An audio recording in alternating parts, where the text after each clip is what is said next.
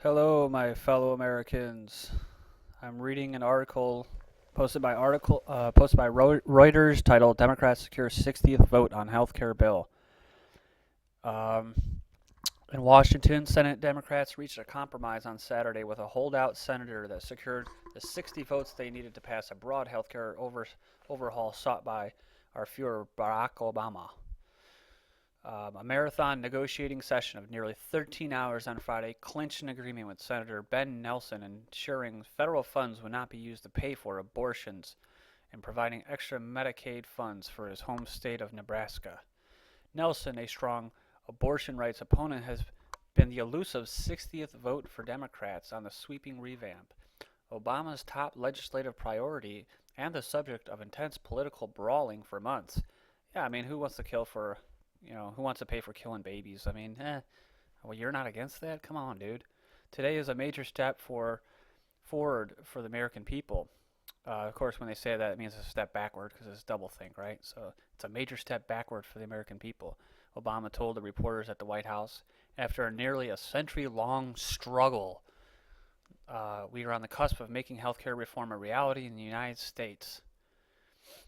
Nelson's backing should secure victory for Democrats in the first of a series of crucial procedural votes scheduled to begin at, you said it, people, 1 in the morning on Monday, Sunday night, possibly conclude with a final passage on Christmas Eve. Could anybody say Federal Reserve Act of 1913, Jekyll Island? It seems that way. Senate Democratic leader Harry Reid said when they asked if the Democrats had the 60 votes they needed to muscle the bill through the Senate against unified Republican opposition. If the Senate approves the bill, it must be melded with a version passed on November 7th by the House, and they must approve the measure again before sending it to our Führer for a signature. Reid introduced a 383-page amendment. That's so crazy, a 383-page amendment. The bill's almost 2,000 pages itself. And an amendment, 400 pages. He introduced a almost 400-page amendment on Saturday, making changes aimed at securing the last votes, including the abortion compromise and the dropping of a government-run public insurance option to appease moderates like independent Joe Lieberman. The nonpartisan Congressional Budget Office gave the revised bill a rosy review, saying it would cost $871 billion over 10 years and cut the federal deficit by $132 billion in the same period, meeting Obama's cost target and goal of deficit reduction. Senate Republican leader Mitch McConnell, who has vowed to use every tool possible to delay the bill, forced a public reading of Reid's state amendment that took much of the day on Saturday. Oh, man, what is he thinking, you know? What was he thinking? It took the whole Saturday. They could have been out at the beach. The moves came during a rare Saturday session. Remember, it was rare whenever these effing parasites like to pass something that they know the majority of the people are really against. What do? They do it in the darkening of the night or on the weekend, right? Because they're criminals. The moves came up during a rare Saturday session of the Senate as a huge snowstorm slammed the U.S. Capitol, shutting down traffic. And of course, that must be global warming doing that. Middle of the night. If they were proud of the bill, they wouldn't be doing it this way, McConnell told reporters. They wouldn't be jamming it through the middle of the night on the last weekend before Christmas. No, they would. I'm sorry, McConnell. I mean, you should know better than that, dude. That's how they work. That's how they roll. Obama has asked the Senate to finish by year's end to prevent the issue from spilling into the campaign before November 2010 congressional elections. Opinion polls show the bill losing public support, with majorities now opposed to it. The Senate bill would extend coverage to 30 million uninsured Americans, provide subsidies to help them pay for coverage, and halt industry practices like refusing insurance to people with pre-existing medical conditions. Reid's amendment incorporates a variety of changes, from dropping the government-run public insurance option to adding nonprofit health plans offered by private insurers and administered by a federal agency. Other revisions take aim at insurance industry margins and taxes, including a cap on profits. Man, this sounds so free market, man. I'm just telling you, it's just so free market, and it just stinks of competition. I don't know how this bill wouldn't work. Still, insurers would see a delay in the bulk of new taxes and how they would be phased in over time. This is so hard to read, people. I've been reading more stories lately, but man, this is just really hard to read. Um, this is our future going down the drain here, dude. This is our standard of living, our health, our wealth, everything. You know, the amendment dropped the bill's controversial tax on elective cosmetic surgery, but added a 10% tax on indoor tanning, a potential cause of cancer.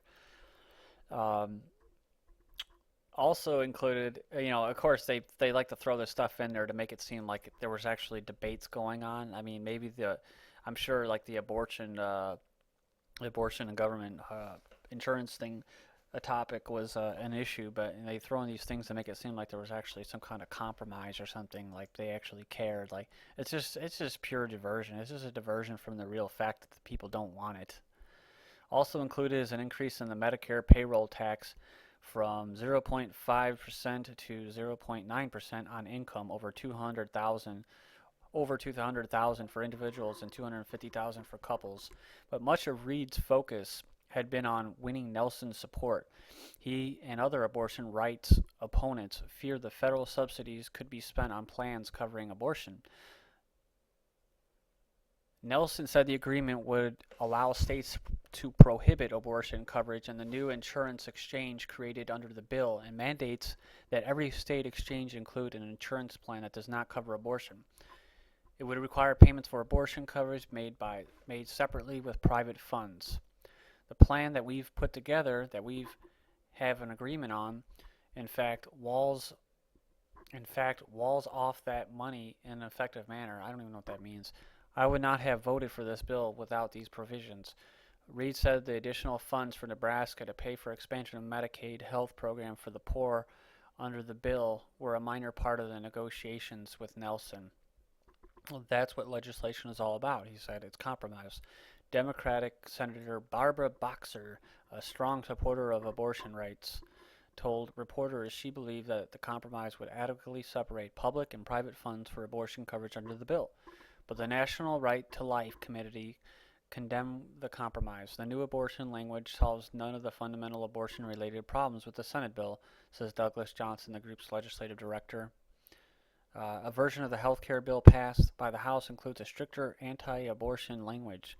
The Senate rejected an amendment incorporating the language last week.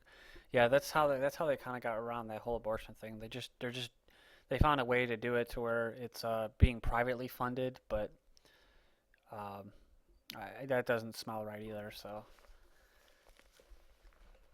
because they legitimately couldn't pass this bill, dude, if it had abortion, directly being funded by taxpayers in it. They just knew that they couldn't do it. They couldn't rob the American people that easily. They had to at least compromise on one thing. So, but that's my thing. That's my little reading of this wonderful news for us in the North American Union. And thank you. And leave your comments, please. Thanks. Bye.